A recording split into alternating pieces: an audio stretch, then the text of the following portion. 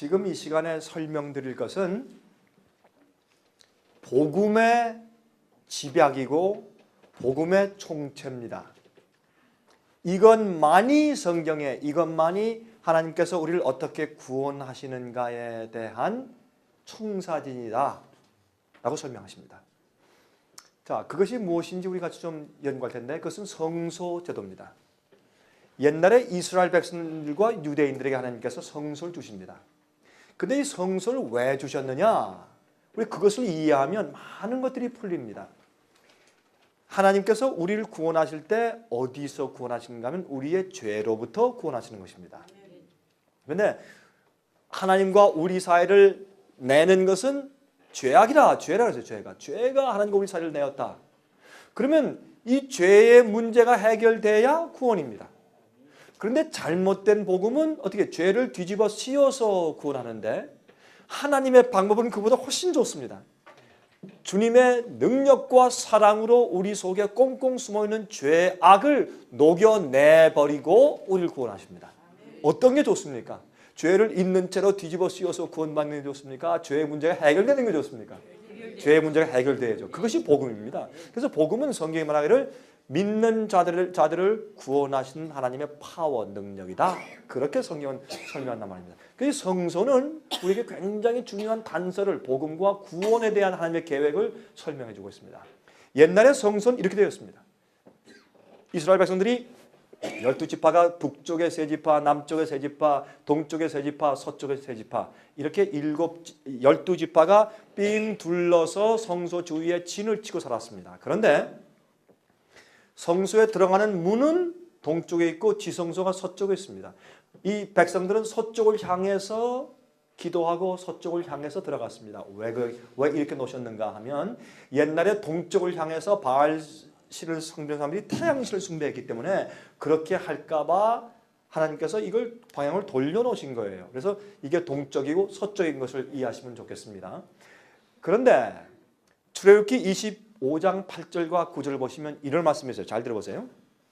내가 그들 중에 거할 성소를 그들을 시켜 나를 위하여 짓되. 하나님께서 성소를 너를 위해 짓는 게 아니라 나를 위해서 지어라, 그렇게 말씀했어요. 참 흥미있는 얘기예요. 이게 무슨 말인가? 하나님께서 성소를 통해서 우리에게 설명하실 것이 있단 말이에요. 성소를 통해서 우리에게 구원의 계획을 설명해 주시는 것입니다. 나를 위해. 또 한 가지, 하나님께서 그들의 마음이 너무 악하고 배도했기 때문에 주님께서 그들 속에 거할 수가 없어요. 여러분, 바울이 말씀하기를 우리의 몸은 거룩한 성전이라 너희 안에 성령께서 거하시는 것을 알지 못하느냐? 그러므로 우리는 정말 죄를 회개하고 깨끗하게 되면 우리 속에 하나님의 영이 거할 수가 있어요. 그런데 어떻게 그들이 반역해서 그게 안 되기 때문에 하나님께서 내가 너희들 가운데 거하기 원한다. 하나님께서 거할 장소, 이게 성소예요. 그 다음에 내가 그 성소 제도와 의식들을 통해서 내가 너희를 어떻게 구원하고 너희 죄의 문제를 어떻게 용서하고 어떻게 해결하는지를 가르쳐 주겠다. 그래서 나를 위해서 성소를 지어라, 그렇게 말씀하신 것이에요. 물은 내가 내게 보이는 대로 장막의 식양과 그 기구의 식양을 따라 지을지니라. 여기 말씀을 보면 뭡니까? 내가 너에게 보여주는 대로 지어라. 다시 말해서 패턴을 주셨다고 말해요. 다시 말해서 설계도, 설계도를 주셔서 그대로 지었다고 말합니다. 그러면 설계도를 왜 줬을까요? 여기에 문을 내고 여기는 뭘 만들고 왜? 그런 방식을 따라서 하나님께서 우리 속에서 죄의 문제를 어떻게 해결하시고 구원하시고 우리를 의롭게 하시는지에 대해서 설명해 주시는 실물 교훈이니까. 자, 이제부터 보십시다. 그러면 자, 히브리 8장 2절과 5절 보시면 이런 말씀을 바울이 말했죠. 히브리서는 이렇게 설명하셨습니다. Better than, 이런 말로 설명하면 딱 적당해요. 히브리서는 예수님에 대해서 설명하고 성소 문제를, 히브리서는 예수님께서 부활하고 승천해서 하늘 성소의 아버지 앞에 나타나시고 그래서요. Heavenly Sanctuary 아니면 Heavenly Temple에 나타나셨다고 설명해요. 그러므로 이 성소는 예수님의 사역을 상징해요. 성소들은 예수께서 이 땅에 오셔서 우리를 위해서 십자가 돌아가시고 어떻게 우리 죄를 사하시는가 하는 예수님의 지상 사역을 설명해 주는 것이 성소의 뜰이요. 그 다음에 성소 안에 들어가서 성소 첫째 칸과 두 번째 칸은 하늘에서 예수님께서 우리를 구원하기 위해서 중보 사업하시고 정결 사업하시는데 그게 무슨 사업을 도대체 뭘 하시는 거냐라는 것을 설명하시는 장면이 그것이 바로 이 히브리서의 가르침이에요. 그래서 그걸 어떻게 얘기해요? 1장에 와서 서론 있고 2장에 뭘 얘기해요? 예수님은 천사보다 나으시고 천사 중 누구에게 오늘날 내가 너를 낳았다 너는 내 아들이라 라고 말했느뇨. 그렇게 설명해요. 그러니까 예수님은 천사보다 나은 분이요. 또 나가면 어떻게 해요? 진짜 양보다 더 나은 제물이요. 예수님 자체가 유월절 양이요. 성소에서 양을 잡는 것은 예수님 메시아에 대한 상징이었다. 그렇게 설명해요. 또 나중에 더 나가면 뭐라 그래요? 예수님은 대제사장보다 더 나은 대제사장이요. 이 제사장이 하나님 보좌 우편에 있으니 우리가 어떻게 해요? 그 대제사장을 잘 명상하고 앞에 나가자. 그렇게 설명해요. 예수님은 또 성소 자체보다 더 나은 성소요. 예수님 자체가 성소요. 예수님을 설명하기 위해서 주신 것이 성소요. 이렇게 설명해 나가는 것이 히브리서예요. 이 히브리서는 예수님을 말하면서 성소를 설명하는 것이 히브리서인데 거기에 바울이 설명하기를 성소와 참 장막에 부르는 자라 예수님이죠. 이 장막은 주께서 베푸신 것이요 사람이 한 것이 아니라 왜요? 하늘 성소니까 사람이 만든 게 아니에요. 저희가 섬기는 것은 이 땅에 있는 성소는 하늘에 있는 것의 모형과 그림자라 하늘에 있는 것을 하나님께서 보여주실 때 모세가 그 패턴을 따라서 지상성소를 지은 것이다. 그런 뜻이죠. 모세가 장막을 지으려 할 때 지시하심을 얻음과 같으니 가라사대 삼가 모든 것을 산에서 내게 보이던 본을 쫓아 지으라 하셨느니라. 그러니 이 땅에 있는 성소는 하늘의 성소에 있는 복사품이다. 그 말입니다. 적게 그러나 같은 패턴에 의해서 지으라. 왜? 내가 그 안에 좀 거해야 되겠다. 그리고 그 안에 있는 모든 의식통을 통해서 내가 너희를 어떻게 죄로부터 구원하는지 나의 구원의 계획을 너에게 알려줄 것이라 라고 지으라고 하신 것이 성소예요. 그러므로 저는 책을 쓸 때 어떤 말을 하느냐. 이 성소는 하나님의 유일한 구원의 청사진이다. 그렇게 제가 제목을 붙이는 것입니다. 왜? 성소는 이 제도 통해서만 하나님께서 정말 우리를 어떻게 구원해 내시는가를 보여주시는 것이기 때문에 그렇습니다.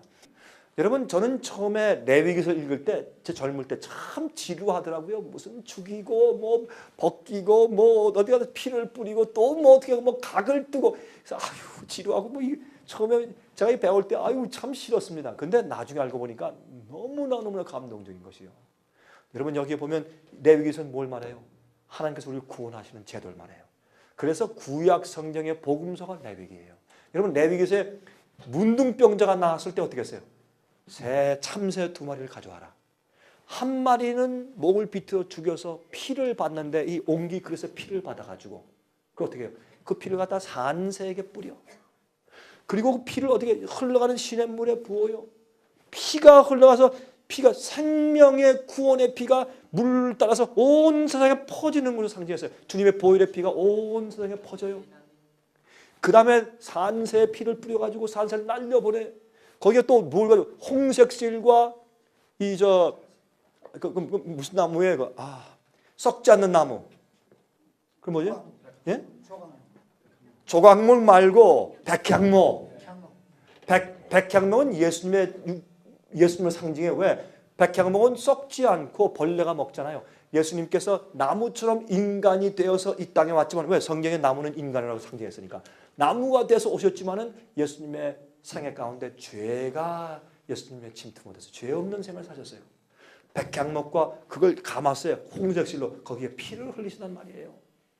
우슬초로 그 피를 적셔가지고 또 뿌리고 우슬초는 뭐예요? 이 식물 가운데 가장 작은 풀이요. 예수님께서 하늘의 왕이 미천한 인간이 되셔서 말구 위에 누우셨어요. 우슬초가 되신 것이에요.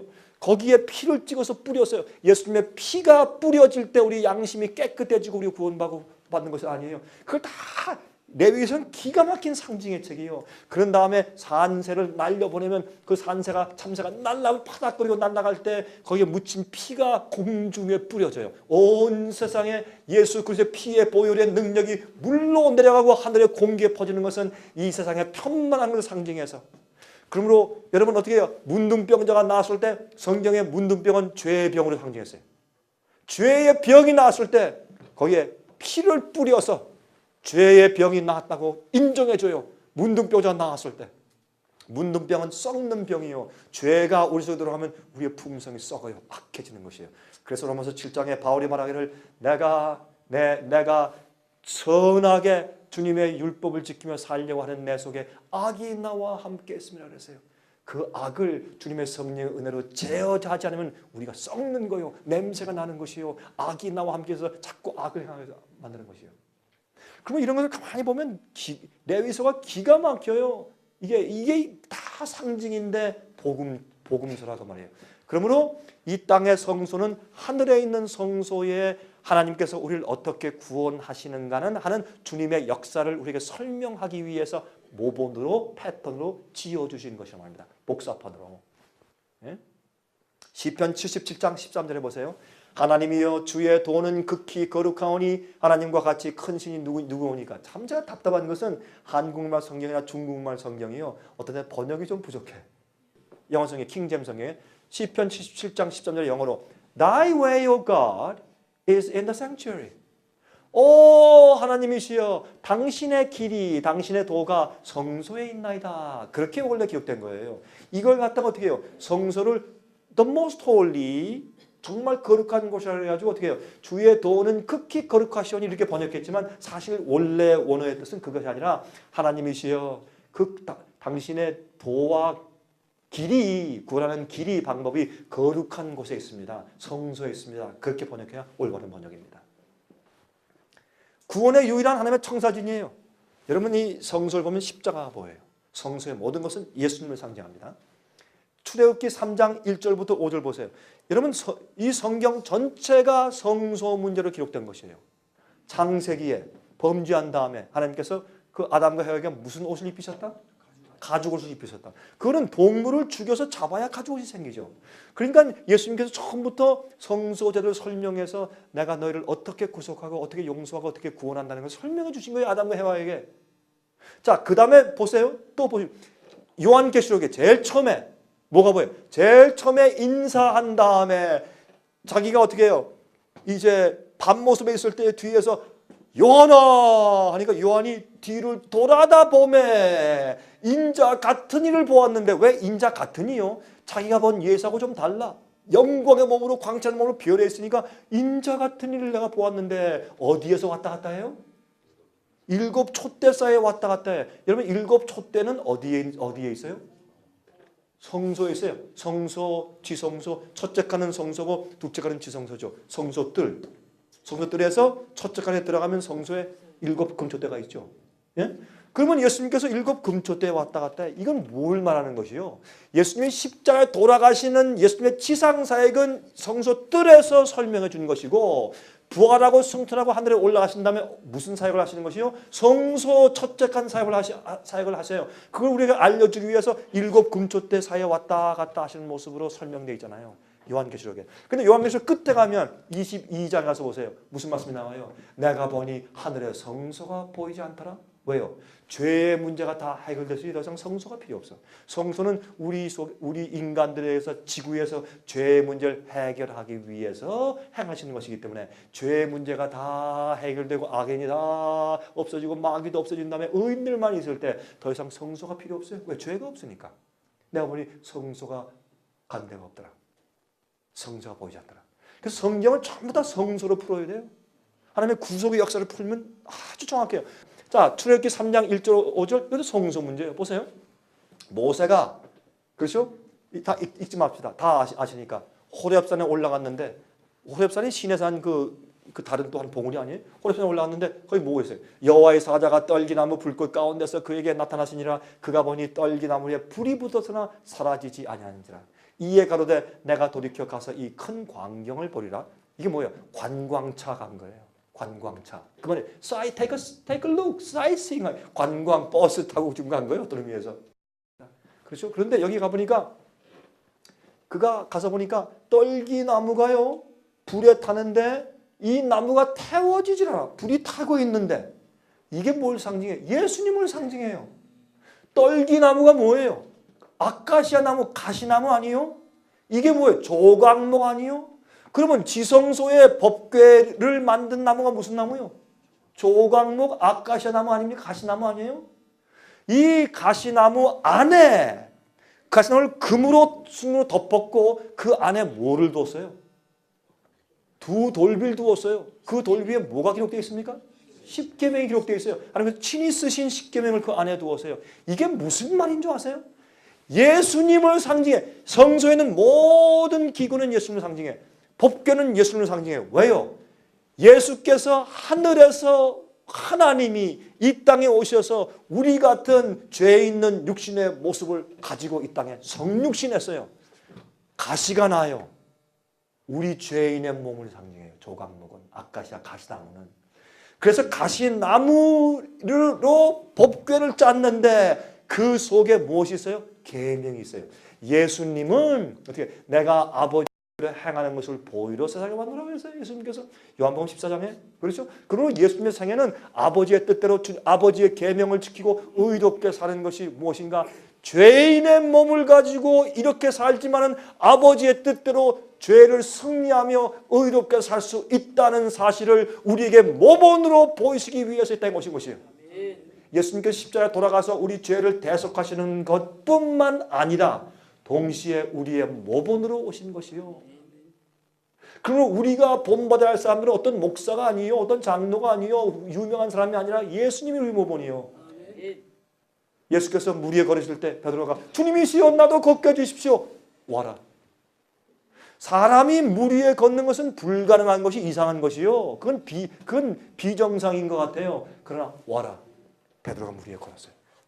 그가 예수님께 눈을 뗐을 때 빠졌어요. 그러고 뭘 말해줘요? 사람이 기적을 경험할 수 있다.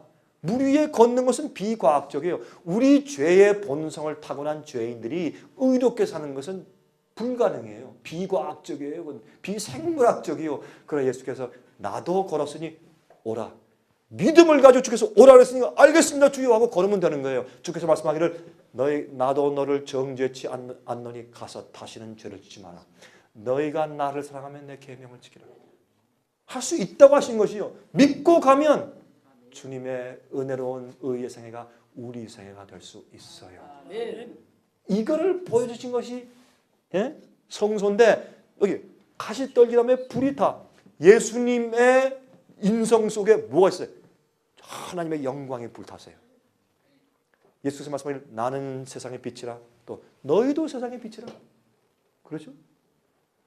그러므로 예수님의 생애가 우리 속에 주님의 계명을 지키는 품성이 있으면 어떻게 해요? 성령이 내 속에 거하는 것이요. 그러므로 너희는 성령이 거하는 거룩한 성전인 것을 알지 못하느냐?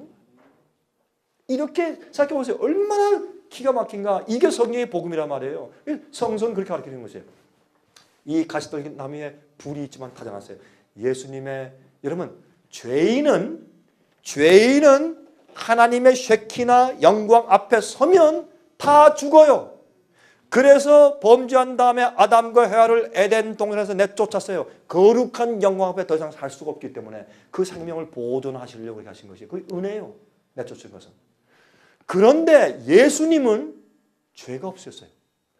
우리도 이런 몸을 가지고 있지만은 하나님의 성령을 통해서 내 속에 거듭나고 새 언약을 통해서 성령이 우리의 생각과 골수 속에 당신의 법을 기록해 주시면 그게 새 언약 아니에요? 주님의 율법을 내 마음속에 기록해 주시면 우리의 성품이 바뀌고 변화된 다음에 우리가 어떻게 해요? 하나님 앞에 설 수 있게 돼요. 이걸 여기 설명하신 것이 아니에요? 이게 성소 문제예요. 예수님을 상징했어요. 그 다음에 이사야 4장 4절 이는 주께서 그 심판하는 영과 소멸하는 영으로 시온의 딸들의 더러움을 씻으시며 예루살렘의 피를 그 중에서 정결케 하실 때가 됩니다. 하나님은 소멸하고 태우는 불이라고 그랬어요. 이사야 33장 14절 15절 시온의 죄인들이 두려워하며 경건치 아니한 자들이 떨며 이르기를 우리 중에 누가 삼키는 불과 함께 거하겠으며 하나님이죠. 우리 중에 누가 영영이 타는 것과 함께 하리요 하도다. 오직 의롭게 행하는 자, 정직히 말하는 자, 토색한 재물을 가증히 여기는 자, 손을 흔들어 뇌물을 받지 아니하는 자, 귀를 막아 피 흘리려는 꾀를 듣지 아니하는 자, 눈을 감아 악을 보지 아니하는 자, 그들이 타는 불 같은 하나님의 쉐키나 영광 앞에 살 수 있다고 말이에요. 의롭게 된 자. 히브리 12장 28절 29절 그러므로 우리가 진동치 못할 나라를 받았은즉 은혜를 받자 이로 말미암아 경건함과 두려움으로 하나님을 기쁘시게 섬길지니 우리 하나님은 소멸하는 불이심이라. 죄를 품고 하나님 앞에 설 수가 없다고 말이에요.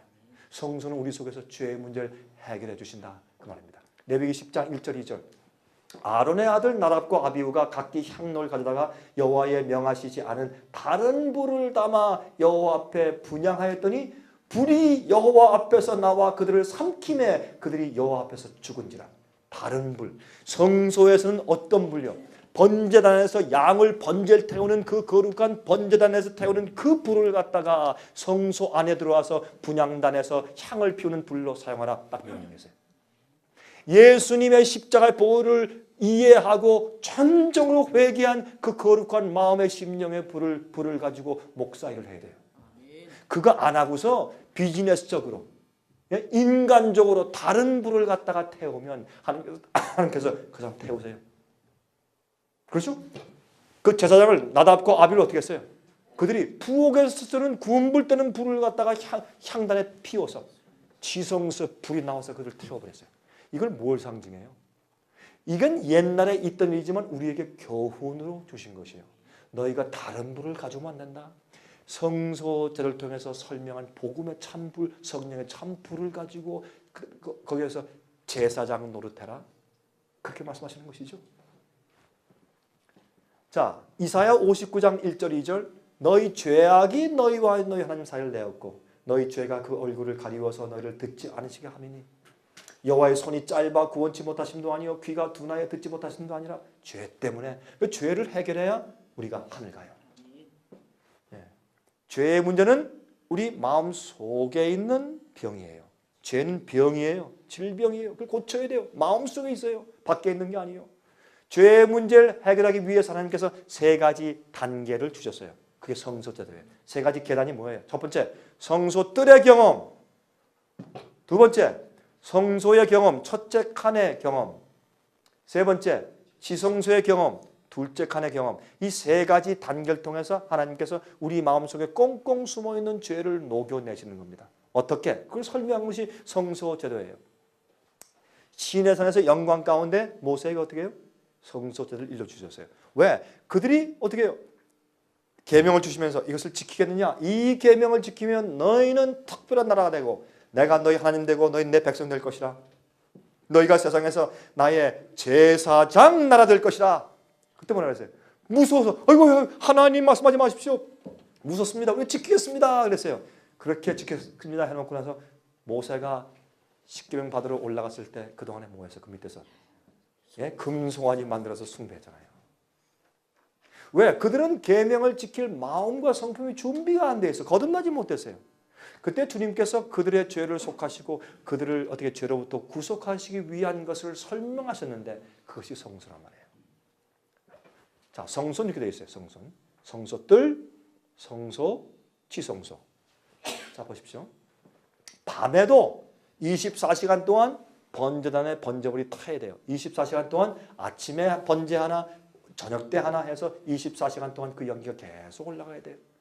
그 예수님의 돌아가신 속죄의 은혜와 속죄 피가 24시간 동안 항상 우리를 두르고 있다는 것을 상징합니다. 사람들이 잘 때도 아침에 일어나서 성소를 향해서 기도 드렸어요.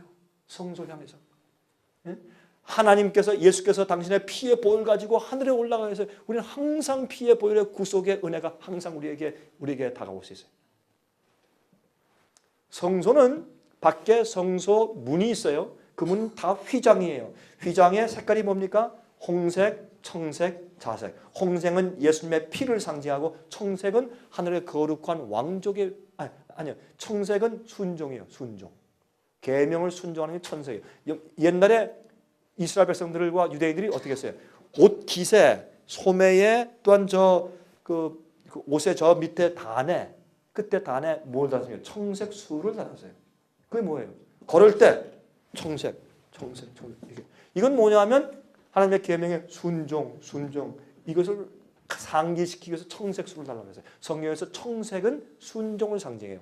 붉은색은 예수님의 보혈의 피를 상징해요. 그러면 청색과 보혈의 피를 빨간색을 합치면 무슨 색이 돼요? 자주색. 그래서 여기에는 빨간색, 청색, 자주색으로 색깔로 짰어요. 그 휘장. 이게 휘장의 무늬죠. 예수께서 말씀하기를 예수님의 육체는 성소의 뭐라? 휘장이라. 그 휘장을 통해서 하나님께 나가는 겁니다. 예수님의 육체 십자가 돌아가심을 통해서 하나님께 나가는 것이죠. 자, 그래서 이렇게 지금 되어 있고, 그 다음에 뭐예요? 그 주위에 구척되는 높은 흰 외부 벽, 성소뜰의 바깥의 벽, outer wall 벽, 이게 하얘요. 그래서 죄인이 나갈 때 이렇게 보면은 성소 안이 안 보여요. 하얀 벽만 보여요. 하얀 천으로 깨끗하게. 왜?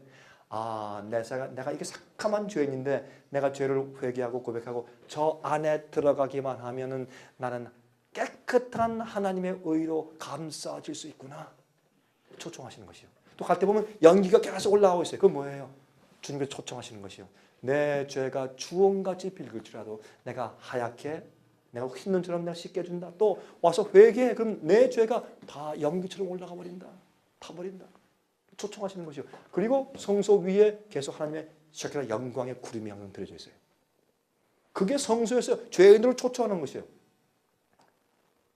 거기에 성소 뜰에 번제단이 있어요. 그 다음에 물두멍이 있어요. 그 다음에 성소 첫째 칸 안에 들어가면 7 금초대가 있어요. 오른쪽에 떡상이 있어요. 그렇죠? 중간에 분향단이 있어요. 이것은 전부 다 우리의 구원의 경험을 설명해 주시는 것이에요. 네? 이걸 제가 다 설명하려면 시간이 없기 때문에 이렇게 설명할게요. 성소 뜰에 있는 번제단과 물두멍은 뭘로 만들었습니까? 놋으로 만들었어요. 놋은 합금이요. 동과 주석을 합치면 놋이 돼요. 그거는 우리가 처음에 주 앞에 나갈 때 완전히 회개한 상태가 아니에요. 나누어진 마음이에요. 그러나 어떻게 해요? 거기서 회개하면 성소 안에 들어가면 성소 안에 있는 모든 것들이 순금이야. 순금은 뭐예요? 재련소에 들어가서 찌꺼기를 다 내보내고 금이 나오는 것이요. 그것은 우리 죄를 다 회개하고 고백한 다음에 정결케 피로 정결케 된 다음에 나가서 주님과 동행하는 것이요. 동행할 때 들어가면 그 속에 뭐가 없어요? 창문이 아무것도 없어요. 그 속에 있는 빛은 뭐만 있습니까? 예? 성소에 7 금초대밖에 없어요. 그러면 우리가 회개한 다음에 주님과 동행할 땐 우리 마음 가운데 빛으로 주는 것은 뭐밖에 없어요? 성경 말씀밖에 없어요. 주의 말씀은 내 발의 등이요 내 길에 빛이니이다. 7 금초대는 주의 말씀을 상징해요. 오른쪽에 떡상에 떡이 있어요. 그 떡은 12덩이가 쌓여 있어요. 주의 백성들에게 다 나눠주는 거. 근데 그 떡이 뭘 상징해요? 예수께서 말씀하기를 나는 하늘에서 내려온 생명의 떡이다. 그렇죠? 주의 말씀, 예수님을 상징해요. 그리고 우리가 거듭난 다음에 우리 생애를 비춰주는 모든 진리는 성경 진리밖에 없어요. 그 다음에 나를 어떻게 해요? 내가 계속 성장해 나가고 내가 여행길을 갈 때 먹어야죠.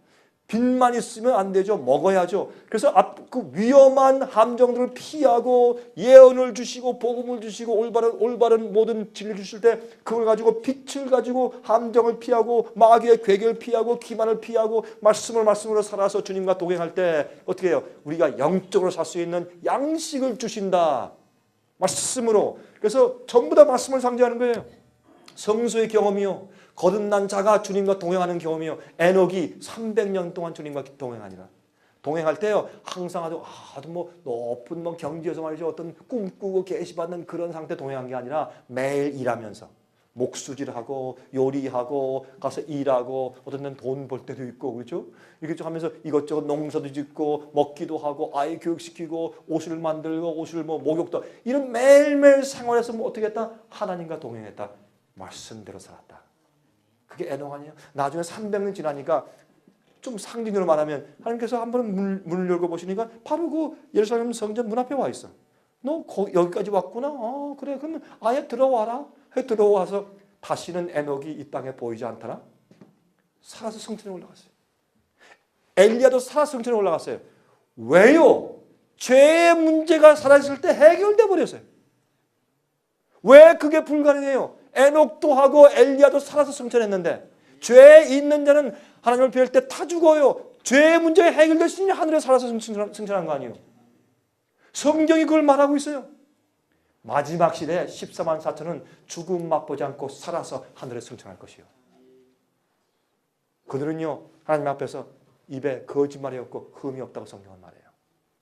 이게 복음은 번제단에서 끝나는 게 아니에요. 성소에 들어가고 지성소에 들어가요. 아니면 쉐키나 영광 앞에서 법궤의 위에 뚜껑에 있는 그것을 뭐라 그래요? 시은좌, mercy seat. 거기 쉐키나 영광이 하나님의 광채가 바래요. 거기서 하나님의 은혜가 우리에게 나오는 것이요. 근데 하나님께서 뭐라 그랬어요? 모세에게 모세야, 내가 너를 이 시은좌에서 만나겠다 그랬어요. 우리가 하나님 만나는 것이 어디요? 시은좌 지성소 아니요. 결국은 주 앞에 서서 우리가 다 심판받아야 돼. 여러분 이사야 1장에 말씀하기를 모든 사람들을 심판으로 구속하시고 그랬어요. 심판을 통하지 않고 아무도 구원받을 자가 없어요. 하나님께서 우리 마음을 심판하시고 테스트하셔야 돼요. 정말 회개했는지, 진짜 주님을 사랑하는 건지, 진짜 굴복한 의인인지 주님께서 모든 걸 심판하시는데 마지막 시대는 짐승의 표의 환란으로 심판하세요. 다 테스트하셔요. 우리 똑바로 하십시다.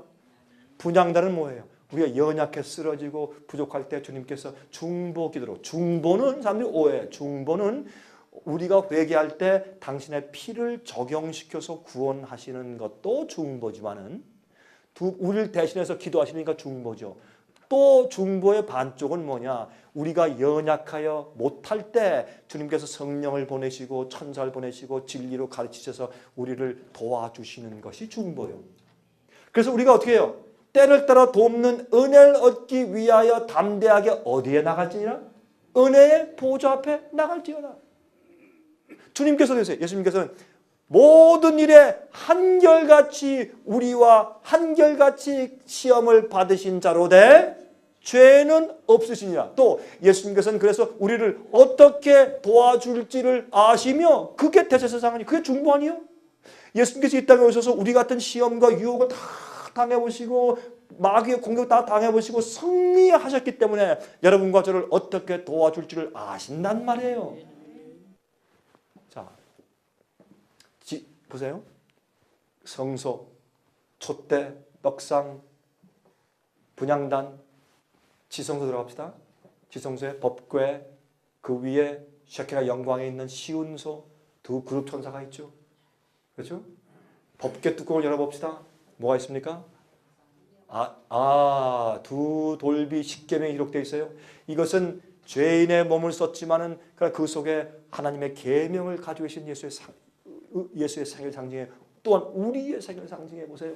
계명이 있어요. 아론의 쌍난 지팡이가 있어요. 죽은 자가 살아났어. 많은 지팡이에서 꽃이 났어요. 죽었던 우리의 죄의 본성 가진 죄인 속에서 의의 꽃이 펴 주의 능력으로. 또 뭐예요? 이것은 선지자를 상징해요. 다른 사람들 말고 내가 아론을 택했다 그랬겠어요. 제사장으로. 만나가 있어요.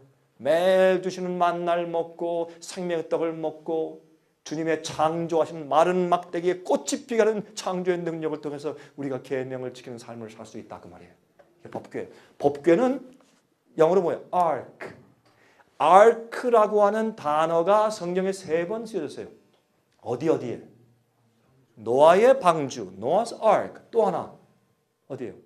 모세가 어릴 때 숨겨서 갈대 상자를 집어넣고 떠내려 보낼 때 그때 그 상자를 ark라 그랬어요. ark. 그 다음에 지성소에 있는 법궤 ark. ark가 뭐냐? 그걸 방주로 해서 법궤 이렇게 따로 해석했지만 이 ark라고 하는 원어의 뜻은 뭐냐면 어떤 것이나 물건이나 사람을 그 속에 태워서 다른 곳으로 날라다 주는 것이에요. 그 기구가 ark요. 노아 홍수 때 주님께서 명령하신 대로 정확하게 방주를 지어서 의롭게 살았던 노아. 그래서 주님의 명령을 다 순종했던 노아. 그래서 당세대에 의롭다고 주님께서 칭해 주신 노아와 식구들을 방주 속에 들어가서 멸망당하는 세상에서 새 세상으로 옮겨준 것이 방주였어요.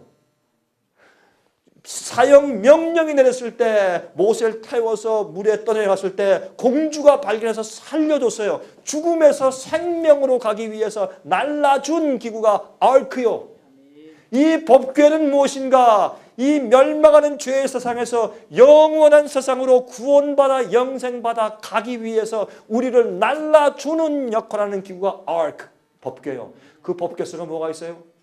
생명의 떡을 먹는 만나의 경험이 있어요. 마른 지팡이가 새싹에 나가는 경험이 있어요. 그 속에 하나님의 계명이 성령으로 기록되어 있어요. 이런 의롭게 된 자들이 영원한 세상으로 들어가고 하나님을 만나요. 이게 성소 얼마나 간단해요. 뭐가 어려워요? 이게 성소 얘기예요. 예? 그래서 성소 뜰에 있는 양 잡고 양을 머리 손에 얹고 죄를 고백하는 이런 모든 것들은 뭐예요? 우리 회개와 고백과 거듭남을 상징해요. 여기 번제단에 그것을 태우는 것은 예수님의 십자가를 상징해요. 성소들은 예수님의 이 지상 사역을 상징해요. 예수님께서 우리 죄를 위해서 가시관 씻으시고 돌아가신 그 모습을 성소뜰에서 말하는 것이요. 성소뜰에서 보세요. 죄인이 와가지고 그 양의 머리에 손을 얹고 죄를 고백해요. 그러면 그걸 누가 인도 제사장들이 성소 뜰 앞에 섰다가 죄인이 양을 끌고 오면 양을 조사해요. 왜요? 양이 사파리다. 안 된다. 흠없는 양을 가져와라. 상처가 있어. 다리를 절어. 안 돼요. 다른 양을 가져와. 왜요? 흠없는 예수님을 상징하기 때문에. 들어라. 우리 흠없는 헌신을 상징하니까 성소는 예수님의 사역을 상징하지만 또 따라가는 우리의 믿음의 생애를 상징해요. 성소는. 흠없는 헌신을 가져와야 돼요. 갈라진 마음으로 가면 안 돼요. 그 다음에 어떻게 제사장이 자 여기 손을 얹으세요. 죄를 다 고백했어요. 다 고백했습니까? 라고 안내해주는 자가 제사장이요. 현재 성소에서 백성들을 구원으로 회개로 안내해주는 사람들이 목사들이요. 그 사람들이 우리들이요. 그런데 이 일을 우리가 엉터리로 하면 그 사람이 구원받지 못한단 말이에요. 이게 얼마나 중요해요. 우리에게. 자, 그래서 거기서 왜 양을 잡아 죽이게 하셨는가? 여러분 보세요. 양과 염소, 송아지, 숫송아지를 죽이는데 그걸 뭐 수십만 마리, 수백만 마리가 죽었잖아요. 아침이 되면요. 뽀얗게 연기를 일으키면서 수많은 유대인들이 양들을 끌고 와서 왜? 죄를 그렇게 많이 지었으니까 양들을 끌고 왔어요. 그러면 하나님께서 왜 양을 죽이라고 하셨는가? 하나님께서 동물들 죽여서 피 흘리는 걸 보기 기뻐하시나요? 아니죠. 왜 죽이게 하셨어요? 하나님께서 양들 죽는 거, 염소 죽는 거 하나님께서 참 불쌍하셨어요. 그러나 그렇게 죽이라고 하신 것은 죄인이 자기가 자기 칼로 이렇게 목을 잘라 배에서 죽이면서 그 양이 바로 떨면서 왜 날 죽여서 내가 무슨 잘못했어요? 그런 뜻으로 이렇게 바로 떨며 죽는 모습 보면서 죄인이 어떻게 느끼는가? 내가 죄를 지었는데 죄 없는 양이 왜 내 대신 죽어야 하나? 느끼면서 완악한 이 머리에 하나님의 사랑을 알려주시는 것이에요. 앞으로 내 아들 메시아가 와서 너의 죄를 이렇게 대신 지고 죄 없는 어린 양이 돌아갈 것이기 때문에 내가 용서받는 것이야 라고 설명해서 딱딱한 죄의 마음을 깨우시는 것이 성소제도예요. 예? 또 번제 공부해보세요. 번제 기가 막혀요. 번제에 대해서는 또 지금 시간 없으니까 지나가야 돼. 보세요. 예수님이 십자가 돌아갔을 때 성전 휘장이 찢어졌죠. 어디에서? 여러분 읽어보세요. 마태복음에 위에서부터 아래까지. 그때의 솔로몬 성전에 또 나중에 헤롯이 만든 그런 성전에 수르바벨 성전 다음에 헤롯 성전이죠. 그때 성전에요. 휘장은 두꺼운 소가죽처럼 두꺼워서요. 그걸요. 사람이 찢었다면 밑에서부터 찢어야지. 위에서부터 찢었어요. 하나님이 찢으셨어요. 왜? 지상 성전이 다 패했다. 예수께서 성소의 어린 양으로 오셔서 성소의 성소 뜰의 사역을 끝내서요. 예수님이 직접 하늘의 성소에 올라가셨어요. 이제 올라가셨기 때문에 이제 이 땅에서 성소의 피를 가지고 제사장이 성소에 뿌리는 것 더 이상 필요 없어. 예수님께서 당신의 피를 가지고 올라가셨으니까. 그래서 지상 성소의 죄를 갖다가 찢어가지고 폐하셨어요. 하늘 성소로 옮기셨어요. 그렇죠? 자, 그래서 우리의 구원은요. 어디에 구원이 있느냐? 죄를 미워하고 의를 사랑하게 되는데 달려 있어요. 그래야 우리가 계명을 지키고 의를 의롭게 살 수가 있기 때문에 여기에 달려 있어요. 그러므로 우리 죄인의 완악한 마음을 갖다가 회개시켜서 하나님의 사랑에 너무 감격하고 감사해서 이만 좀 죄는 싫습니다. 왜 죄가 싫은가? 죄는 우리를 외롭게 만들어요. 죄는 우리를 불행하게 만들어요. 죄는 투쟁을 만들어요. 죄는 교만케 해요. 죄는 이기적으로 만들어요. 죄를 경험해 보니까 어때요? 아, 지겨워. 뭐 이 다윗이 그 훌륭한 다윗도 많이 범죄한 다음에 어떻게 했어요? 노인 된다면 죄에 대한 슬픔을 얘기했어요. 솔로몬도 죄에 대한 슬픔을 얘기했어요. 모든 것이 헛되다. 헤아려야 모든 것이 헛되다. 헛되고 모든 것이 헛되다. 죄를 경험하고 죄의 불행을 경험한 자가 죄를 미워해요. 또 하나 큰 게 있어요. 예수님의 십자가의 사랑을 똑바로 알면 그 사랑 때문에 죄가 미워져요. 예수님을 심장을 터져 돌아가시는 그 죄가 미워집니다. 그게 성소예요. 그래서 우리 속에서 죄를 녹여내시는 주님의 사랑이에요. 이게 성소제도예요. USA Today의 신문에 제가 한번 신문 기사를 봤는데 여기에 Staff Sergeant Jeffrey Grant입니다. 중사입니까? 뭐 중사일 거예요. 거기에 Specialist Ross McGinnis에 대한 그 기사가 났는데 이 사람과 또 몇 명이 이락 전쟁을 하는데 그저 험비 그 집차가 있죠? 험비 그걸 타고서 지금 가는데 갑자기 이 이락에 있는 인서전트 한 사람이 수류탄 던졌는데 집차 바닥에 딱 떨어졌어요. 어떻게 이제 다 죽는데 왜 5명이서 다 죽어요 지금 다 죽는데 거기에 기관총 사수인 바로 이 로스 맥기니스 청년이 19살이에요. 생각도 안 하고 그냥 덮쳐서 자기 배로 덮쳐서 산산조각 나서 터져서 자기 죽었어요. 죽고 4명이 다 살았어요. 그 다음에 돌아온 다음에 이 중사 제프리 겐트 씨한테 마음에 고민이 생겼어요. 나는 이렇게 그 19살의 청년이 대신 죽고 내가 살만한 자격이 나한테 없고 나는 가치 있는 사람이 아닌데 왜 내가 안 죽어 그 청년이 이렇게 죽었을까 나를 위해서. 너무 가슴이 아파서 그것 때문에 이렇게 얘기했어요. 내가 살 자격이 있는가? 그 다음 보세요. 그 다음에 그 신문에 보면 이렇게 됐어요. 거기서 살아난 그 군인들이 말이죠. 그 영정 앞에 이렇게 말했어요. Survivors, wow, 살아난 사람들이 이렇게 엄숙하게 선설해. I try not to live my life in vain for what he's done. 그가 한 그 놀라운 그 일에 대해서 그 영웅적인 일이 헛되이 돌아가지 않게 내가 내 세계를 앞으로 열심히 잘 살겠다. 내가 사는 것은 어떻게 해요? 그 사람이 죽지 않고 있었으면 어떻게 살았을까? 난 그렇게 살겠다. 이게 예수님 얘기요. 우리가 십자가를 볼 때 예수께서 저렇게 날 위해 돌아가셨는데 주님이 사셨다면 어떻게 사셨을까? 이젠 주님이 내 죄를 위해 대신 돌아가시고 내가 살았으니 이제 내가 삶은 주님을 위해 사는 것이다. 이게 갈라디아 2장 20절 아니에요? 내가 십자가에 주와 함께 십자가에 못 박혔나니 그리스도와 함께 십자가에 못 박혔나니 이제부터 내가 사는 것이 아니라 내 속에 그리스도께서 사시는 것이다. 우리의 삶은 예수를 위해 사는 삶이요. 이제 예수께서 사신 것처럼 살기 위해서 나를 굴복하는 것이요. 이게 성소 문제예요. 자 보세요. 여기 성소의 디자인 보세요. 여기 이렇게 보시면 여기 반으로 딱 잘라지죠. 여기 100피트고 여기 50피트예요. 옛날의 피트는 지금보다 좀 더 컸어요. 그런데 성소의 반을 딱 자르면 이게 성소뜰입니다. 여기 디자인이에요. 성소 번제단 물두멍. 여기는 성소 첫째 칸, 둘째 칸 지성소. 여기에 7 근초대, 떡상, 분향단, 요거는 법궤. 이렇게 하나님께서 디자인했어요. 왜 이렇게 디자인했어요? 한번 잘 보세요. 이 디자인 하실 땐 주님께서 의미가 있지 않겠어요? 이렇게. 성소 뜰을 보시면 중심이 어디 있어요? 번제단, 예수님의 십자가에 있어요. 어린 양이 죽임당하고 태워짐을 받는 번제물에 있어요. 이게 성소뜰의 예수님의 사역의 중심이고 우리 경험의 중심이 돼야 돼. 예수님의 십자가가 우리 구원의 기초고 중심이에요. 그런데 이쪽에 가보세요. 이쪽 오른쪽에 가면 중심이 어디예요? 법궤예요. 계명 있는 곳이요. 자, 이건 무슨 뜻이에요? 우리 죄를 대신 지시고 돌아가셔서 우리를 용서하시고 구원하셨어요.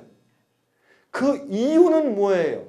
회개함으로 구원케 하셨는데 그 목적은 이렇게 여기서 구원받았다, 잘됐다, 이제 마음대로 해야 되겠다 그렇게 하라고요? 아니죠. 여러분들이 고속도로에 속도 위반하다가 경찰에 와서 딱 붙잡았습니다. 아유 좀 봐주십시오. 이 경찰이 가만히 있다. 내가 이번 한번 봐줍니다. 조심하십시오. 라고 말을 하고 딱지를 안 띄워줬어요. 그럼 여러분들이 어떻게 가면서 야 잘됐다. 용서받고 이제 해방됐다. 더 빨리 달리자. 그렇게 해요? 아니죠. 용서받은 자는 어떻게 해요? 용서받은 대로 이젠 똑바로 가야죠. 법을 지키면서. 그러죠? 마찬가지로 여러분 살인자가 감옥에 들어갔는데 대통령이 사면을 시켜줬어.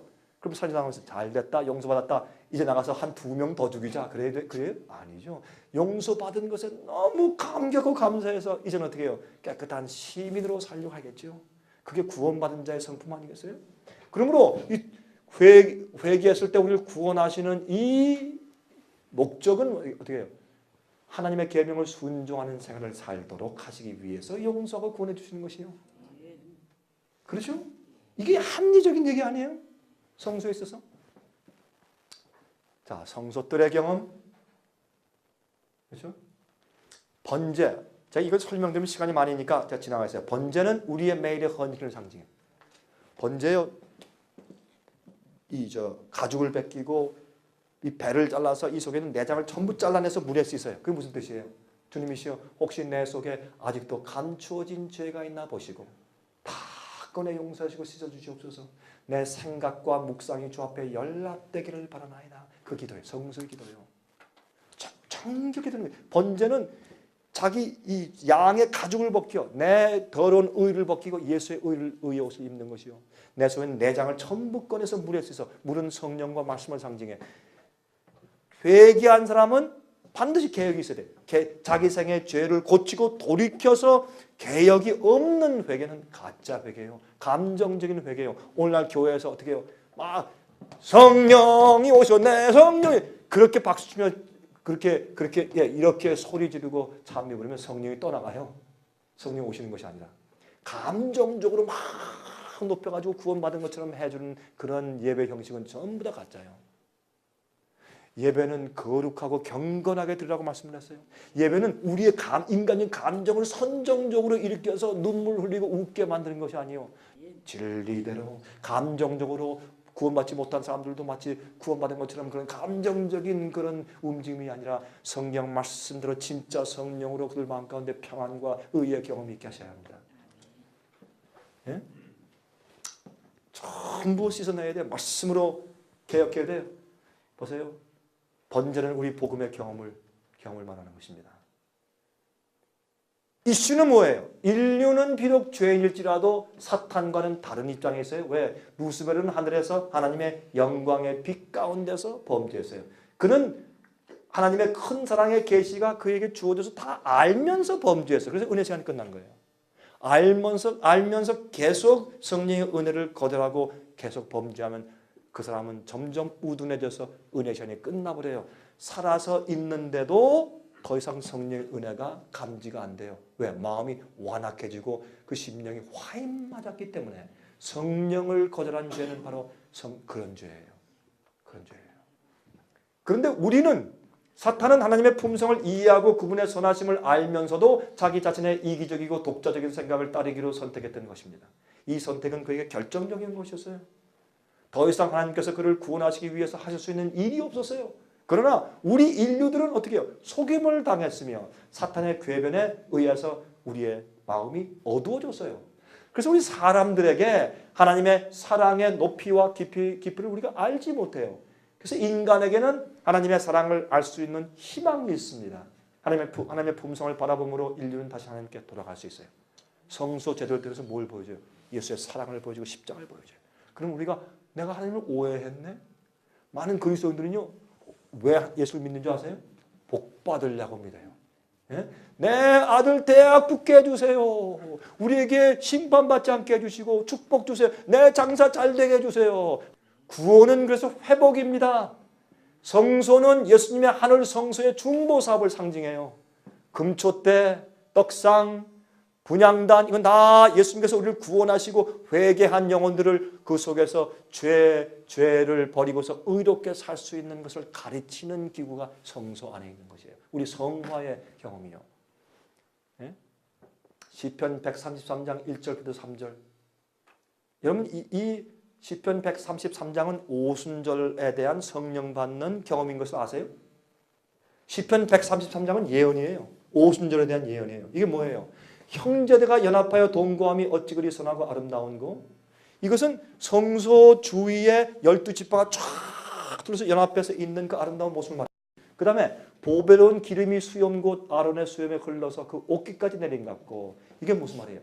모세가 아론을 대제사장으로 안수할 때 어떻게 제일 처음에 하얀 제사장 옷에다 파란 에봇을 만들어 입히고 그 가운데 그 판결패가 있어 거기에 12 돌이 있죠. 12지파 상징하고 우림과 둘림이 있고 여기에 또 홍보석이 2개 있고 거기에 6지파씩 이렇게 새기고 그렇죠. 그걸 다 입힌 다음에 어떻게 했어요? 그 위에 머리에다가 뭘 했어요? 예? 기름을 부었어요. 이렇게 기름을 크게 부으니까 어떻게 그게 기름은 뭘 상징합니까? 성령. 그러니까 수염을 통해서 쭉 내가지고 옷을 타고 내려가서 어떻게 그게 나중에 땅에 두두두두둑 떨어지는 거예요. 그게 오순절의 성령이 임한 거예요. 그 상징에 대한 예언인데 왜 그러냐? 예수님이 부활하고 승천하신 다음에 하늘에 올라가서 나타나셔서 뭐가 되셨다고 히브리서 말해요? 우리를 대신해서 대제사장이 되셨다. 우리를 대신해서 하나님 아버지 앞에 나타나셨다. 이렇게 설명했어요. 그게 무슨 말이냐? 제사장이 없으면 우리 죄의 용서가 없어요. 예수님이 당신의 피를 가져가서 모든 죄인들에게 회개하는 죄인들에게 당신의 피를 적용시키고 근데 주님은 이 땅에 살아왔기 때문에 우리를 어떻게 도와줄 줄 아시고 또 하나 이 사람이 진짜 믿음인지 가짜 믿음인지 아세요. 예수님은 진짜 심판자요. 의로운 대제사장이요. 근데 예수님께서 보세요. 오순은 50이죠. 펜타코스트 50이에요. 50이에요. 그러면 어느 날부터 50일째예요. 어느 날부터 계산해서 50일째 성령이 내려서 오순절이에요. 어느 날부터? 요제절부터. 6월절 날 예수님이 십자가에 돌아가셨죠. 6월절 양이니까 6월절 날 오후 3시에 between evenings 오후 3시에 6월절 양 잡는 시간에 딱 돌아가셨어요. 예수님이 바로 그 시간에 6월절 양이시죠. 그 다음에 3일째 되는 날 부활했기 때문에 요제절부터 3일째 되는 날 아침에 성소에 가서 첫 단을 가져다가 흔들었어요. 이렇게 왜 흔들어요? 하나님께서 이 땅에 오셨습니다. 메시아가 오셨습니다. 그리고 올라가셨습니다. 부활을 말하는 거예요. 내려오신 성육신과 부활을 말하는 거예요. 흔들었어요. 주님의 축복이 위에서 옵니다. 우리가 다 찬송을 드립니다. 요제절이요. 흔드는 거. Wave offering. 그건 예수님의 부활을 상징해요. 예수께서 부활하신 날 아침부터 50일째가 오순절이요. 오순절 날에 시내에서 이스라엘 백성에게 율법을 주신 날이요. 오순절 날은 어떤 날인가 하면 추수하는 날인데 여러분 그거는 무슨 추수요? 미래 추수요. 처음엔 보리 추수요. 이젠 미래 추수요. 추수될 때에 어떤 일이 생겨요? 여러분 그때의 오순절 날에는 추수한 것을 갈아가지고 떡 2개를 만들어서 그러니까 first fruit, 첫 열매를 바치라. 왜 떡 2덩이예요? 이제부터 유대인들 플러스 이방인들. 그게 뭐예요? 이제는 초대교회가 생기는 것이에요. 떡 2덩이를 바치라 했어요. 첫 열매예요. 이게 다 성소에 엄청난 의미들이 숨어 있어요, 여러분. 그런데 보세요. 왜 50일 만에 성령이 임하냐 말이에요. 예수님께서 부활하신 다음에 이 땅에 며칠 계셨어요? 40일. 왜 40일이요? 제자들에게 가르치시려고. 이 시편과 모세의 책, 율법책에서 율법과 선지자를 통해서 어떻게 해요? 내가 성경에 예언된 메시아야. 자 봐라 라고 다 성경을 다시 풀이해서 가르쳐서 그들이 참 전도자가 되게 하기 위해서 예수님께서 빨리 하늘에 올라가서 천사들과 살고 싶으시지만은 40일 동안 더 머물면서 인간들을 가르치셨어요. 그게 예수님께서 우리를 사랑하시는 큰 사랑이에요. 40일 동안 가르치시고 하늘에 올라가서 열흘 동안 뭐 하는 것 같습니까? 그건 성경에 없어요. 근데 제가 이렇게 추측합니다. 나머지 열흘 동안은 뭐 하셨느냐? 하늘의 우주와 거민들과 하나님 아버지 앞에서 천사들 앞에서 증명하셨어요. 내가 이 땅에 가서 인간의 육체를 가지고 살면서 내가 죄를 안 짓고 의롭게 사는 것을 보여줬다. 그리고 내가 죄의 속죄물이 되었는데 이제 인간들이 내 속죄를 믿고 받아들일 때 구원받을 만큼 내 속죄가 완전하고 합당하냐? 보이신 것이요. 하늘의 심판은요. 하나님께서 공개적이에요. 왜? 주님께서 슬쩍 안 하세요. 다 누구나 다 인정할 수 있게 보여주시는 것이에요. 그래서 기록책이 있고 책을 편다 그랬어요. 모든 우리에게 다 기록책이 하늘에 있어요. 우리 이름들이 다 있고. 왜 그거 하세요? 하나님은 기록이 필요 없어요. 왜? 천사들과 다 보이려고. 자 봐라. 내가 이 사람은 구원하기로 결정했어. 내 결정이 맞느냐 안 맞느냐 네가 좀 보아라. 다 공개하시는 것이 하나님의 공의로우심이에요. 사랑만이 아니라 공의가 있어야 돼요.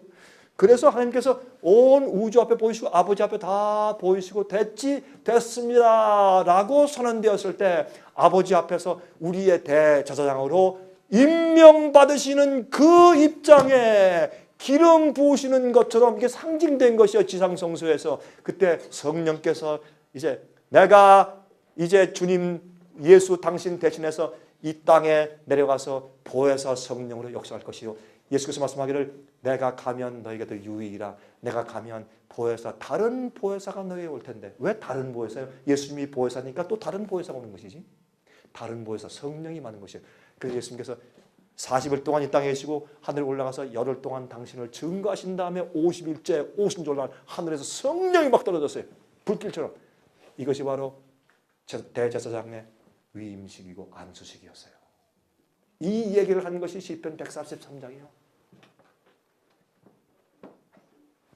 AD 31년도에 부활 승천하신 후에 우리의 대제사장이 되었어요. 우리를 대신해서 하나님 아버지 앞에 나타나셨어요. 지성소에 나타나셨어요. 하나님 아버지 앞에. 성소, 지성소 다 성소에 나타나셨어요. 그 결과로 오순절날에 성령이 내리셨습니다. 지성소에 나타나신 것이 아니라 하나님의 보좌 앞에 나타났죠. 제일 처음에 성소에 봉사하시고 그 다음에 지성소 봉사를 하셨어요. 나중에 지성소에서는 대속죄의 날 죄 도말이 있어요. 죄의 기록을 깨끗이 지우고 도말하는 일을 언제 해요? 지성소에서 해요. 이거 설명드리려면 시간이 또 많이 걸려. 여러분 연구해 보세요. 이게 무슨 말인지. 또 여기에 대한 설명이 우리 월간이라는 책자에 있으니까 한번 연구해 보시기 바랍니다. 또 보니 다른 천사가 공중에 날아가는데 땅에 거하는 자들 요한계시록 14장 6절 7절이죠. 여러 나라와 족속과 방언과 백성에게 전할 영원한 복음을 가져다라. 예수께서 말씀하기를 이 천국 복음이 모든 민족에 증거되기 위하여 온 세상에 전파되리니 그제야 끝이 오리라. 복음이 예수께서 가르친 참된 복음, 변치 않는 영원한 복음이 이 세상 모든 만민에게 전파된 다음에 끝이 와요. 가짜 복음이 너무 퍼져 있으니까 진짜 복음이 전파될 때 끝이 와요. 여러분들은 침례 요한처럼 살아야 합니다. 엘리야처럼 살아야 합니다. 여러분 뭘 그렇게 겁내고 무엇을 그렇게 원하세요? 뭐가 두려우세요? 여러분 죽으면 죽는 거지. 침례 요한은 30년 동안 교육받고 나와서 6개월 동안 외치다가 목딱 잘려 죽었어요. 제가 볼 때는요 차라리 우리가요 짧고 굵게 살다가 죽는 게 낫지 오래 지리지리 살면서 말이죠 타협하는 것보다 그게 낫죠. 그런 마음을 가지세요. 근데 그거를 갖다가 막 소리치고 때리라는 얘기는 아니죠. 예수님의 사랑으로 변화함 받으세요. 백성들을 변화시키세요. 올바른 성수의 길로 인도하세요. 보세요. 또 다른 천사 그 둘째가 그 뒤를 따라 말하되 무너졌도다 큰 성 바벨론이요 모든 나라를 그 음행으로 인하여 진노의 포도주로 먹이던 자로다. 교회가 바벨론 되었어요. 사람들 취하게 거짓 복음을 전해요. 짐승의 표를 받지 말아야 돼요. 이 천국 복음이 모든 민족에게 증거되기 위하여 온 세상에 전파되리니 그제야 끝이 온다고 말씀했어요. 복음이 마지막 시대에 얼마나 중요한지요. 그렇죠? 바울이 말하랬어요. 우리가 너에게 전한 복음 외에 다른 복음을 전하면 저주를 받을지어다. 갈라디아 1장 7절부터 9절. 다른 복음이 있어요? 잘못된 복음이 있어요? 성경은 그렇게 말하고 있어요. 로마서 1장 16절 내가 복음을 부끄러워하지 아니하노니 이 복음은 모든 믿는 자에게 구원을 주시는 하나님의 능력이 됩니다. 파워예요. 파워. 우리를 변화시키는 파워. 죄로부터 해방해내고 건져내는 파워, 과거의 죄를 용서할 뿐만 아니라 현재의 죄의 파워에서 우리를 건져내시는 창조의 능력이 복음이에요. 보세요. 로마서 6장 죄가 14절 죄가 너희를 주관치 못하리니 이는 너희가 법 아래 있지 아니하고 은혜 아래 있습니다. 법 아래 있지 않고 은혜 아래 있다는 것은 우리가요 더 이상 법 지킬 필요 없다. 이젠 자유다 은혜다 그 뜻이 아니에요. 법 아래 있다는 것은 로마서에서 죄의 율법의 정죄 아래 있다 그런 뜻이에요. 율법이 더 이상 정죄를 받지 않아요. 왜? 죄에서 해방되었기 때문에 우리 죄를 더 이상 죄의 파워가 나를 주장하고 노예로 끌고 가지 못해요. 왜? 주님의 성령의 은혜가 내 속에 거하기 때문에. 계명을 지키는 경험이 생겨요. 이제 은혜 아래에 있어요. 여러분 로마서 5장을 연구하시면 이렇게 말씀했어요. 죄가 우리 속에서 왕노릇했는데 이젠 은혜가 왕노릇한다? 그럼 죄도 파워고 은혜도 파워란 말이에요. 근데 죄가 많은 것에 은혜가 더 많다? 그건 무슨 말이에요? 죄보다 은혜의 파워가 더 크단 말이에요. 은혜는 파워예요, 여러분. 은혜는 그저 우리 뒤집어쓰고 봐주신다, 감사합니다. 이게 은혜가 아니라 은혜는 우리 속에서 죄의 본성이 막 꿈틀거릴 때 그것을 제어하고 성령의 은혜로 우리 속에서 역사해 주시는 그것이 은혜예요. 은혜가 왕노릇해. 죄가 왕노릇한 데서 은혜가 왕노릇해. 회개하고 저 앞에 굴복한 영혼 속에서. 그런즉 어찌하리요? 우리가 법 아래 있지 아니하고 은혜 아래 있으니 죄를 지으리요? 그럴 수 없느니라. 사람들이 이걸 자꾸 오해하는 거예요. 로마서 복음을. 반대로 얘기를 해. 반대로. 18절 죄에게서 해방되어 의에게 종이 되었다. 해방되지 않으면 의로운 사람 된 게 아니에요. 칭의가 없는 거예요. 자기의 죄의 습관에서 회개하고 해방되었을 때 주여 감사합니다. 그때 의로움이 있는 것이에요. 22절 그러나 이제는 너희가 죄에게서 해방되고 하나님께 종이 되어 거룩함에 이르는 열매를 얻었으니 이 마지막은 영생이라. 얼마나 간단해. 왜 자꾸 오해하고 이상한 값싼 복음을 가르치자고 해. 네? 사람들을 혼돈시키면 안 돼. 그렇죠? 로마서 8장 1절부터 4절 그러므로 이제 그리스도 예수 안에 있는 자에게는 결코 정죄함이 없나니 예수만 믿으면 정죄함이 없다. 그게 아니라 여기에 영어 성경과는 이 뒤에 하나 붙어 있어요. 육체를 쫓지 않고 성령을 쫓아 행하는 자에게 결코 정죄함이 없다. 이렇게 딱 돼 있어요. 왜? 이제 의롭게 되었으니까. 이는 그리스도 예수 안에 있는 생명의 성령의 법이 죄와 사망의 법에서 너를 해방하였습니다. 율법이 육신으로 말미암아 연약하여 할 수 없는 그것을 하나님은 하시나니 곧 죄를 인하여 자기 아들을 죄 있는 육신의 모양으로 보내어 육신의 죄를 정하사 육신을 쫓지 않고 우리 죄의 본성대로 쫓지 않고 그 성령 영을 쫓아 행하는 우리에게 율법의 요구가 순종이 이루어지게 하려 하십니다. 예수님 안에서요? 아니에요. 우리 안에서. 주님이 순종하신 그 의를 우리 그저 받으면 끝나는 거예요? 아니에요. 주님의 그 순종이 내 순종이 될 수 있어요. 주님의 거룩하신 표준에 우리 계속 성장해야 되지만은 적어도 죄를 미워하고 의를 사랑하는 그 예수님의 마음이 우리 마음 가운데 들어와야 돼요. 그래서 너희 안에 이 마음을 품으라 곧 그리스도 예수의 마음이니. 그렇지 않습니까? 이렇게 해야 성서적이죠. 이제 곧 끝나겠습니다. 이 에베소 2장을 읽으시면 은혜가 뭔가 나와 있어요. 보세요. 너희가 그 은혜를 인하여 믿음으로 말미암아 구원을 얻었나니 이것이 너에게서 난 것이 아니요 하나님의 선물이라. 예? 우리는 그의 만드신 바라 그리스도 예수 안에서 선한 일을 위하여 지으심을 받은 자니 은혜는 이 은혜를 인해서 믿음으로 구원을 했어요. 은혜는 파워이기 때문에 그 은혜로 내 속에 의롭게 하시고 승리하는 경험과 능력을 내 속에 복음으로 베푸시기 때문에 그건 우리가 어떻게 우리 힘으로 안 되니까 믿음으로 그 은혜를 받아야 돼. 그 은혜를 통해서 믿음으로 그 구원이 내 속에 이루어졌어요. 그러면 어떻게 우리를 선할 일을 위해서 서로 창조하신 것이요. 선한 게 뭐예요? 의로운 것이요. 의로운 것이 뭐예요? 주님의 계명과 일치된 마음이에요.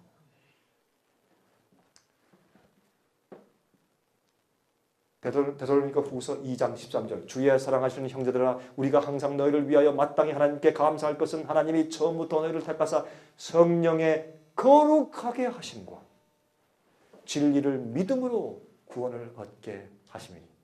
얼마나 감사해요. 근데 이런 것들이요 우리가 그렇게 해야지 해서 되는 게 아니라 십자가 사랑에 녹아버리면 그 속에서 눈물이 나면 자연히 내 마음이 변하게 돼 있어요. 하나님 그렇게 하고 싶어져. 의로운 게 좋아요. 죄가 미워지고 이래서 되는 것이니까 창조죠. 창조에 씨가 심으면 열매가 나요. 싹이 나고 자연스럽게 우리 힘으로 하는 것이 아니에요.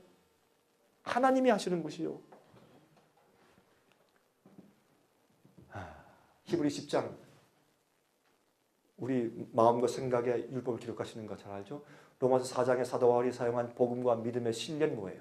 아브라함이요. 아브라함 얘기. 제가 시간이 없어서 제가 말씀 못 드리겠습니다.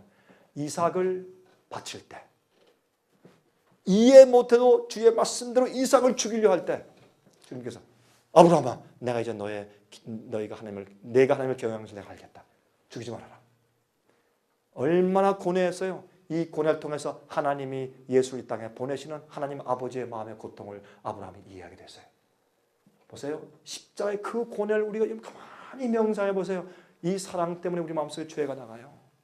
많은 사람이 십자가를 몰라요. 정말 예수님의 그 고뇌를 이해하면 죄가 나가요. 재밌어 보세요. 아브라함이 모리아산 위에서 번제단을 쌓고 이삭을 죽이려 했던 그 장소가 예루살렘을 지을 때 솔로몬 예루살렘을 지을 때 바로 성소들의 번제단 그 위치가 되었어요. 여러분 역대하 3장을 보시면 솔로몬이 모리아산 위에 성전을 지으니라고 했어요. 정확한 장소가 되었어요. 그리고요 또 어떻게 했어요? 나중에 어떻게 해요? 저쪽에서 매 음성이 들려요. 보니까 수양이 가시떨기나무에 가시나무에 붙들려 있어요. 이것은 바로 그들이 머리를 들어 봄에 저쪽에 수양이 있어요. 그것은 예루살렘 성전에서 번제단 그 장소에서 머리를 들어서 저기 보면 그것이 골고다 갈발이에요. 정확하게 수양이 가시나무에 걸려있던 그 장소가 예수님이 십자가에 돌아가신 갈발이가 되었어요. 실제로. 이건 뭘 얘기해요? 성소제를 얘기해요. 예? 그래서 번제단에서 우리가 죄가 나가야 돼 우리 속에서. 그게 칭의요. 칭의는 예수를 믿으면 무조건 우리를 감싸주고 덮어준다. 그게 칭의다. 칭의만 있으면 구원 다 끝난다. 아니에요. 칭의는 그런 경험이 아니고 칭의는 우리 죄를 우리 속에서 녹아내시는 십자가의 경험이고 그 다음에 주님과 따라서 성소와 지성소로 들어가는 거룩한 열매를 맺는 성화의 과정이 있어야 돼요. 그것이 요한 웨슬레이 얘기예요.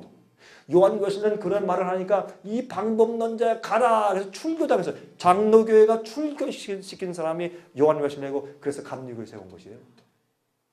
그걸 안 받아들였어요. 그 복음의 진전과 새로운 빛을 안 받아들였어요. 그래서 교회가 타락했어요.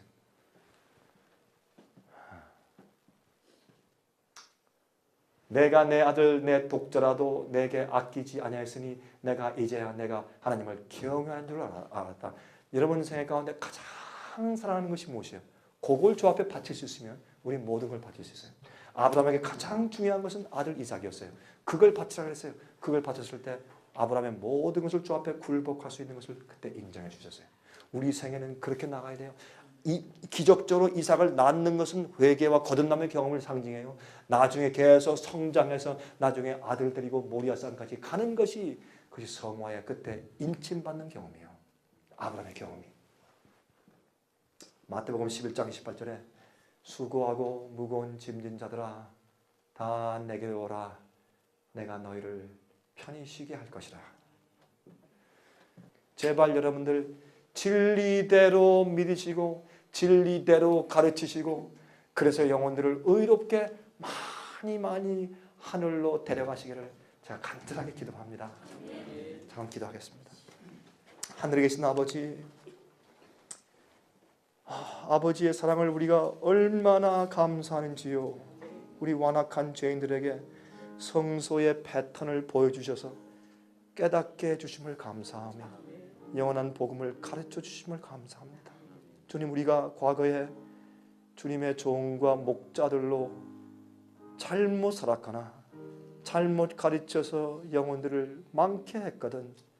주님이시여 우리 죄를 용서하여 주시고 우리를 정결케 해 주시옵소서. 예수님의 십자가의 보혈로 우리 양심을 씻으시고 우리를 정결케 하시고 주님의 성령으로 우리의 뇌리의 생각과 골수에 우리의 마음속에 주님의 율법을 기록하여 주시옵소서. 주여, 우리가 올바로 성소 경험을 하기 원합니다. 우리 마음속의 완악함을 제어하시고 정말 죄를 미워하고 하나님의 의를 사랑하는 마음을 허락하여 주시옵소서. 아버지, 이곳에 참석해서 이번 기회에 같이 교제하는 이 주님의 귀한 종들을 기억하여 주시옵소서. 그들의 신실한 마음을 받아주시고 간절한 소원을 받아주시고 진리를 이해하고 백성들을 올바로 인도하고 싶은 그들의 소원을 받아주셔서 응답하시고 깨닫게 하시고 도와주시옵소서. 말씀의 능력을 주시며 기도의 능력을 주시고 가는 곳마다 가르치는 곳마다 부흥이 생기고 죄인들이 구원받게 하시옵소서. 아버지, 우리 모두를 하나님의 마음에 합한 자들로 만들어 주시고 사랑이 충만하신 우리 구세주 예수 그리스도의 이름으로 간절하게 기도드리옵나이다.